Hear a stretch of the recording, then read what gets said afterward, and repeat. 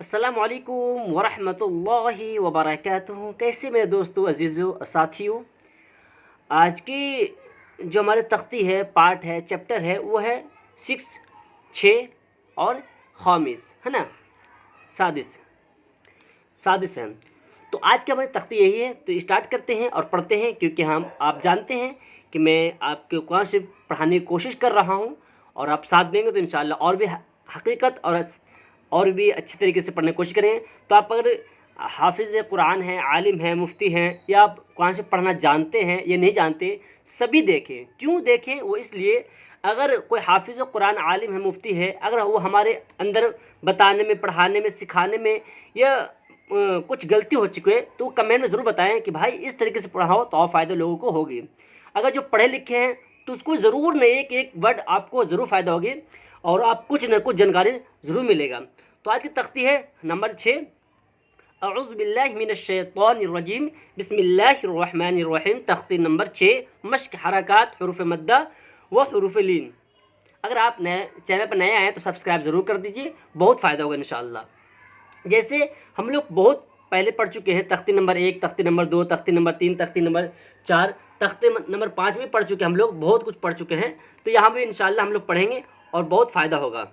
जैसे बा के ऊपर ज़बर है, ज़बर को जल्दी पढ़े, थोड़ा मैंने खींचे, है ना, क्योंकि ज़बर की आवाज़ ऊपर को जाती है। बा के ऊपर खड़ा ज़बर है, खड़ा ज़बर बराबर होता है अलिफ मद्दा के।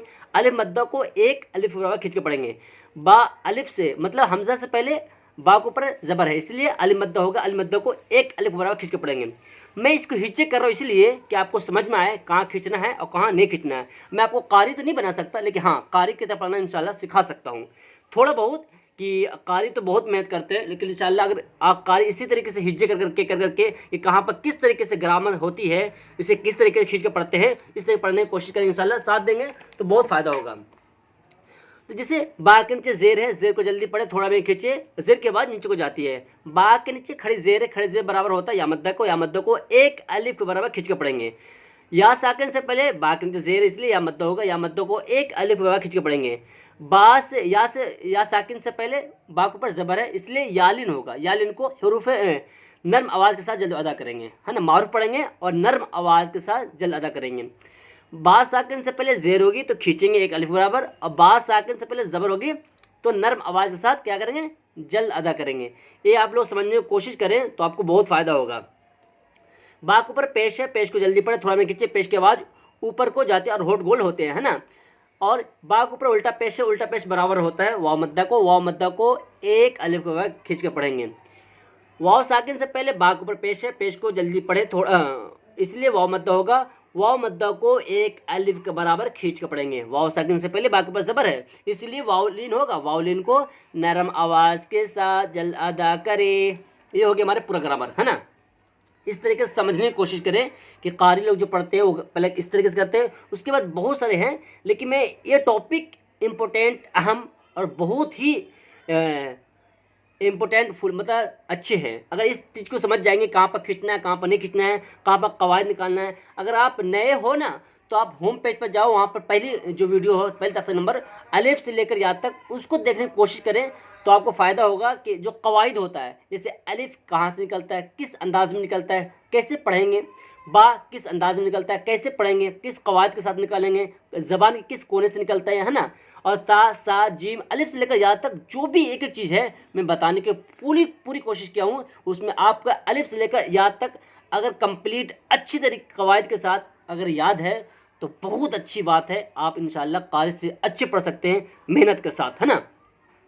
लेकिन कोशिश करते रहे, पढ़ते रहे। जैसे खलक़, इज़ा वक़ब व इज़ा क़ुरिअ, है ना। वकवाइब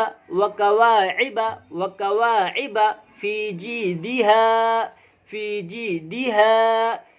खींच के कहाँ खींच रहे, ध्यान देखिए। फ़ी जी दाल के ज़ेर है, इसलिए जल्दी पढ़ेंगे, थोड़ा भी नहीं खींचेंगे, है ना, इसलिए जल्दी पढ़े, थोड़ा भी नहीं खींचेंगे। तो दोस्तों ये फीजी दिया कहाँ पर खींच रहे हैं, कहाँ पर नहीं खींच रहे, ध्यान देना है ना। कि हमारे जो कारी पढ़ते हैं वो यही देखते हैं कि यहाँ पर खींचना है। वो क्यों खींचना है? क्योंकि या साकिन से पहले फा के नीचे ज़ेर है, इसलिए या मद्दा होगा। या मद्दा को एक अलिफ के बराबर खींच कर पढ़ेंगे। तो इसे पता है, ग्रामर पता है ना, कानून पता है कि हाँ पे क्यों खींचेंगे। और यहाँ पर खींचेंगे तो हमारे जो बताए हैं इस तरीके से बताए हैं, है ना। इसलिए बहुत सारे अगर इसको आप अच्छी तरीके से अपने जहन नशीन कर लिए, जहन में हटा लिए, जहन में फिट कर लिए, तो इंशाअल्लाह कभी भी कुरान शरीफ पढ़ने में आपको गलती कोताही किसी तरीके से दिक्कत नहीं आएगी। ये होता है पूरा मजमुआ, जैसे पेपर होता है, इम्तहान होती है ना, तो उसमें आपको इम्तहान इसलिए लिया जाता है ताकि आपको नॉलेज है ही या नहीं है। आप जो साल भर पढ़े हैं, 6 महीना पढ़े हैं, उसकी नॉलेज आपके पास है या नहीं है। आप ऐसे खेला किए, ड्रामा किए, क्या किए हैं, इसलिए पेपर लिया जाता है। उसमें आपको दिया जाता है पॉइंट, है ना, कि आप इतना परसेंट में आए हैं, इतना परसेंट में आए हैं। तो हम लोग 1 से लेकर 5 तक जो तख्ती पढ़े हैं वो हरकत, है ना। पहले तो अलिफ से लेकर या तक पढ़े पहली तख्ती, उसके बाद दूसरी तख्ती है जो हमारे मुरक्कबात है, तीसरी तख्ती है हरकत है, चौथी तख्ती है हुरूफ मद्दा, और जो 5वीं तख्ती है हुरूफ लीन है। इस चारों पाँचों तख्तियों में बहुत इंपॉर्टेंट चीज़ है। अगर इसको अच्छी तरीके से अपने जहन नशी कर लिए तो अल्लाह का शुक्र से, अल्लाह के करम से, अल्लाह के रहम से आप कभी भी कुरान शरीफ पढ़ने में हिचकिचाएंगे नहीं, दिक्कत नहीं आएगी।